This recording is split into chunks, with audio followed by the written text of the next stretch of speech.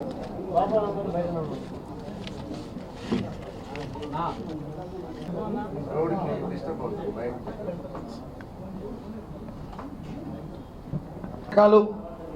ప్రభుత్వం చేసిన అన్యాయాలన్నీ కూడా ప్రజలకు ఎప్పటికప్పుడు తెలియజేస్తూ ఈరోజు ఇంత పెద్ద విజయం ముఖ్య పాత్ర పోషించిన మీడియాకి మరొకసారి హృదయపూర్వక ధన్యవాదాలు తెలియజేస్తున్నాం. కరెక్ట్గా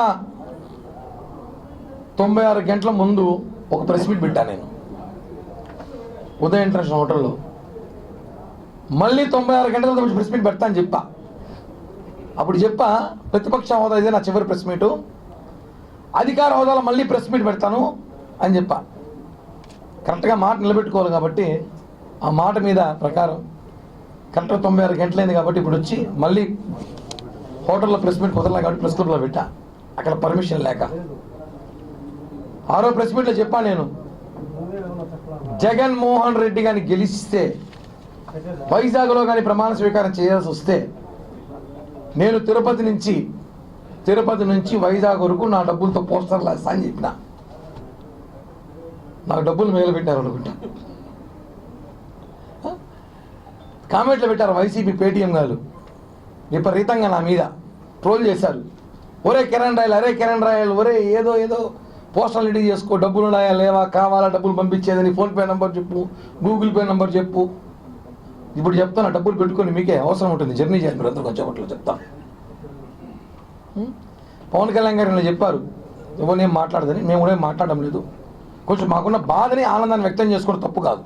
ఇన్ని సంవత్సరాలు మేము పడిన బాధ, మేము పడిన కష్టాలు, జనం ఎవరైనా ప్రేమతో ఓట్లేసి చూశారు, కసితో ఓట్లేసి చూసాం, భయంతో ఓట్లేసి ఈసారే జనంకు భయం వచ్చింది.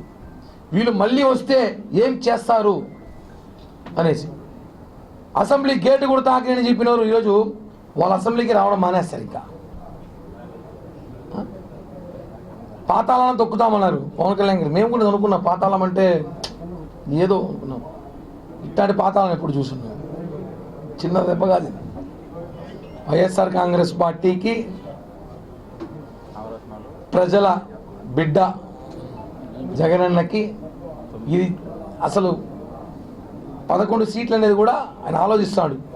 అది కూడా గెలవకుండా ఉంటే అసెంబ్లీ పని ఉండదు కదా. ఇప్పుడు 11 మంది పోయి అవమానం పడ్డాం కానీ ఎందుకు అనేసి పరిస్థితికి వచ్చింది రాష్ట్రంలో. మీరు చేసిన అన్యాయాలు, అక్రమాలు, దౌర్జన్యాలు విచ్చలవిడిగా ఈరోజు రాయలసీమలో చూడండి, ఈ జిల్లాలో చూడండి, ఇన్ని సీట్లు గెలిచాం మేము.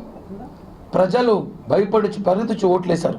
వీళ్ళు మళ్ళీ కానీ గెలిస్తే మనం ఎవరు బతకలేము, మనం ఎవరు ఉండలేము.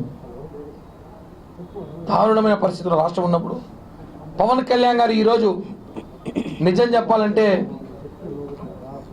ఒక బాహుబలిలాగా వచ్చాడు. ఆయన ఈ రాష్ట్రానికి హనుమాన్ సినిమాలో ఆంజనేయ స్వామిలాగా వచ్చాడు. ఈ రాష్ట్రాన్ని కాపాడాడు. నేను త్యాగాలు చేసిన పర్లేదు, నా సీట్లు పోయినా పర్లేదు, జగన్మోహన్ రెడ్డి అనే వ్యక్తి రాడు అని చెప్పాడు. ఛాలెంజ్ చేసి మరీ చెప్పాడు.